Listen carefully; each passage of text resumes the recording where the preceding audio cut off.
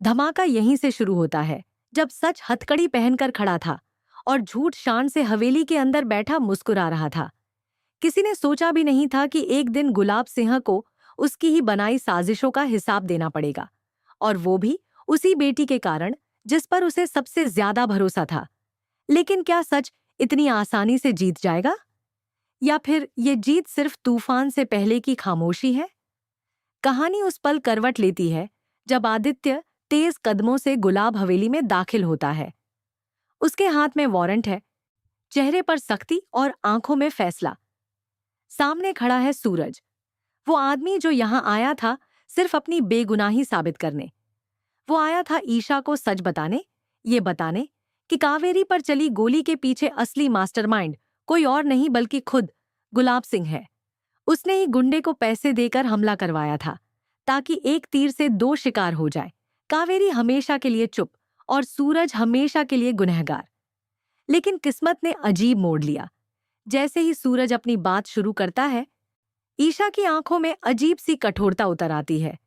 वो उसकी एक भी बात नहीं सुनती, उल्टा फोन उठाकर आदित्य को कॉल करती है। उसकी आवाज कांपती नहीं बल्कि पत्थर जैसी ठंडी होती है। सूरज जेल से फरार है, अभी के अभी उसे गिरफ्तार करो। अगर नहीं किया तो मैं तुम्हारे सीनियर ऑफिसर से शिकायत करूंगी। ये सुनकर सूरज के पैरों तले जमीन खिसक जाती है। जिसे वो अपना सबसे बड़ा सहारा समझता था, वहीं आज उसे सलाखों के पीछे भेज रही है। आदित्य बिना देर किए पहुंचता है। हथकड़ी की आवाज हवेली की दीवारों से टकराती है। सूरज की आंखें सिर्फ ईशा को देख रही होती हैं, सवालों से भरी, दर्द से भरी।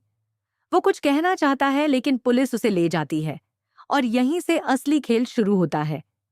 जेल की सलाखों के पीछे भी सूरज का दिमाग शांत नहीं बैठता। वो जानता है कि ईशा उसे बिना वजह धोखा नहीं दे सकती। जरूर कोई मजबूरी है, जरूर कोई ऐसी बात है जो सामने नहीं आई।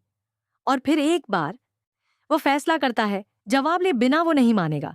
वो फिर से जेल से फरार हो जाता है। इस बार उसका इरादा साफ है, या तो सच मिलेगा या रिश्ता खत्म होगा। रात का सन्नाटा, हवेली में अंधेरा, ईशा अपने कमरे में अकेली। अचानक खिड़की की आहट, वो घबरा जाती है। कौन है? जवाब में एक जानी पहचानी आवाज, मैं हूं, सूरज। वो पल जैसे थम जाता है। ईशा हैरान, तुम यहां क्या कर रहे हो? सूरज की आवाज में टूटन भी है और जिद भी। अपने सवालों का जवाब लेने आया हूं। आपने मुझे गिरफ्तार क्यों करवाया, जब आपकी आंखों में साफ दिख रहा था कि आपको सच पता है? ईशा चुप रहती है, लेकिन सूरज चुप रहने वालों में से नहीं। वो आगे बढ़ता है, उसके माथे की ओर इशारा करता है। मिटा दो ये सिंदूर, तोड़ दो ये मंगलसूत्र मेरी आंखों के सामने। अगर तुम्हें मुझ पर भरोसा नहीं तो इस रिश्ते का क्या मतलब? वो मंगलसूत्र पकड़ लेता है, धागा तन जाता है। एक झटका और सब खत्म। ईशा तुरंत उसका हाथ पकड़ने जाती है, एक ही मंगलसूत्र बचाने के लिए।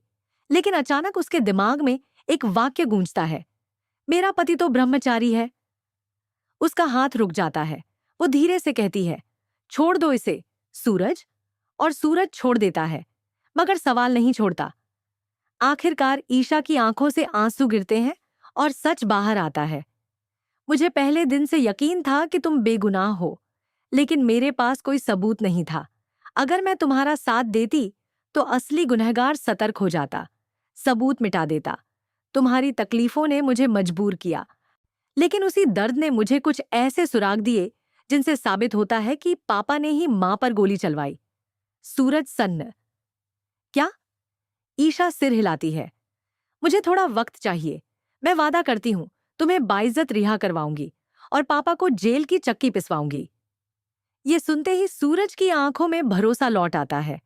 वो समझ जाता है, ये सब एक बड़ी योजना का हिस्सा है। वो चुपचाप वापस पुलिस स्टेशन लौट जाता है, खुद को फिर से गिरफ्तारी के हवाले कर देता है, क्योंकि अब उसे पता है अदा उसकी पत्नी उसके साथ है। लेकिन कहानी यहीं खत्म नहीं होती। अगली सुबह अस्पताल में हलचल है। आरव भागता हुआ ईशा के पास आता है। मां की हालत बेहतर है, डॉक्टर कह रहे हैं सी उन्हें होश आ सकता है। ईशा के कदम खुद ब खुद आईसीयू की ओर बढ़ते हैं। वो कांच के पार खड़ी होकर भगवान से प्रार्थना करती है, और तभी चमत्कार होता है। कावेरी की उंगलियां हिलती हैं, पलकों में हरकत, और फिर धीरे धीरे वो आंखें खोल देती है। ईशा की सांसें रुक जाती हैं। माँ! वो दौड़कर अंदर जाती है। कावेरी उसे गले लगाकर फूट फूट कर रोने लगती है। बेटी, इतने सालों बाद तुझे देख पाई हूं। सब कहते थे मैं भाग गई, लेकिन सच ये है कि तेरे पापा ने मुझे कैद करके रखा था। मेरी इस हालत का जिम्मेदार वही है। सूरज बेगुनाह है। उसने मुझ पर बंदूक तानी थी, लेकिन गोली चलाने का इरादा उसका नहीं था। गोली किसी और ने चलाई, और मुझे पूरा यकीन है वो सब तेरे पापा के कहने पर हुआ। ये शब्द बिजली की तरह गिरते हैं। यही वो सबूत है जिसकी ईशा को तलाश थी। वो तुरंत आदित्य को बुलाती है। अस्पताल में ही कावेरी का बयान रिकॉर्ड होता है। हर शब्द गुलाब सिंह के खिलाफ एक कील बनकर ठुकता जाता है। आदित्य बिना समय गंवाए हवेली पहुंचता है।